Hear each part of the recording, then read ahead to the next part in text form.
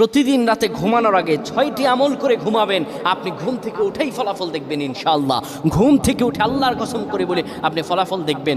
ঘুমাবেন আপনি গুনার বোঝা নিয়ে, ঘুম থেকে উঠে আপনি নিষ্পাপ হয়ে যাবেন ইনশাআল্লাহ, কোনো গুনাহ থাকবে না। যদি প্রতিদিন আপনি ঘুমানোর সময় এই 6টি আমল করে যেতে পারেন, 3বার করে করবেন। 1 নম্বরে যে আমলটি করবেন, কালিমা পড়ে ঘুমাবেন।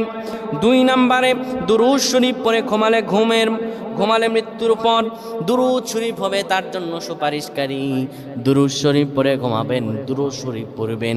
3 নম্বরে ঘুমের দোয়া পড়বেন। ঘুমের দোয়া পড়ে যদি ঘুমাতে পারেন, সারা রাত ইবাদত করার সওয়াব আল্লাহ আমলনামায় দিয়ে দিবেন। 4 নম্বরে আয়াতুল কুরসি পড়ে ঘুমাবেন।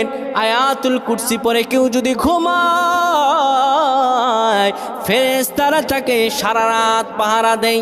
ফেরেশতারা তাকে সারা রাত পাহারা দেয়। আয়াতুল কুরসি পড়ে ঘুমাবেন।